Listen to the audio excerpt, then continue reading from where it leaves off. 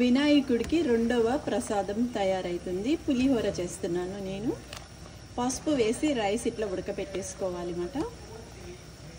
వినాయక చవితి కదా, పులిహోర చేస్తున్నాను వినాయకుడికి. ఫ్రెష్గా మా చెట్టు కరివేపాకు తీసి కోస్తున్నాను అన్నమాట. చూడండి, వినాయక చవితి కదా, ఇవాళ నేను పులిహోర చేస్తున్నాను వినాయకుడికి ప్రసాదము.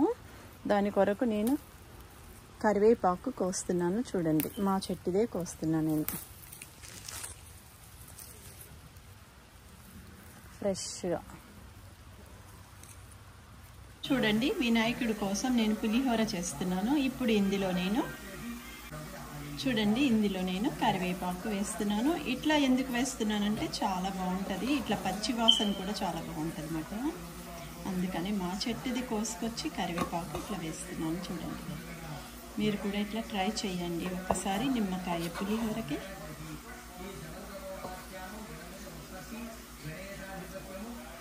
రెండో ప్రసాదం కూడా రెడీ అయిపోతుంది.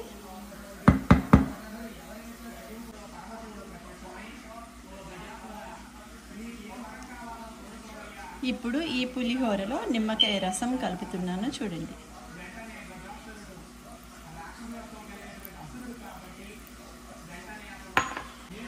ఒకసారి శుభ్రంగా కలుపుకుందాం.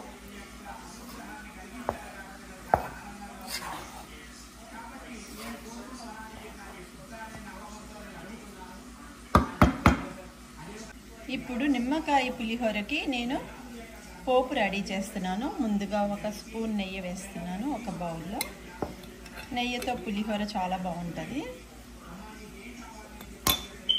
ఇప్పుడు దీంట్లో పల్లీలు వేస్తున్నాను. ఇప్పుడు స్టవ్ మీద ఇది పెడుతున్నాను. చూడండి, పోపుది. ఈ పల్లీలు వేగుతున్నప్పుడు కొంచెం పచ్చి శనగపప్పు, తరువాత ఆవాలు, జీలకర్ర, మినప్పప్పు, తరువాత కరివేపాకు ఒకసారి కలుపుదాం.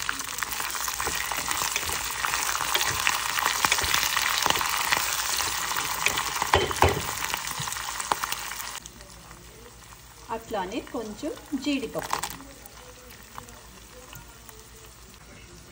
ఒకసారి ఇదంతా కలుపుదాం.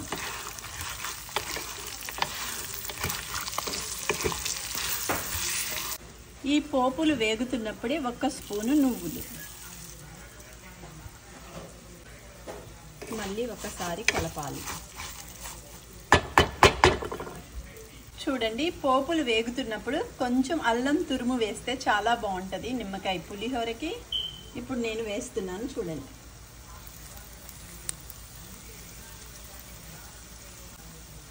ఒకసారి శుభ్రంగా కలుపుదాం. చూడండి, పులిహోర పోపు కూడా రెడీ అయిపోయింది. ఇప్పుడు ఈ పోపు ఇందులో వేస్తున్నాను. నేతిలో వేసిన పులిహోర పోపు. చూడండి, శుభ్రంగా కలిపేద్దాం. నిమ్మకాయ పులిహోర రెడీ అయిపోతుంది. వినాయకుడికి రెండవ ప్రసాదం అన్నమాట. అన్నీ రెడీ చేసి పెట్టుకొని ఇంకా పూజ చేసుకోవడమే.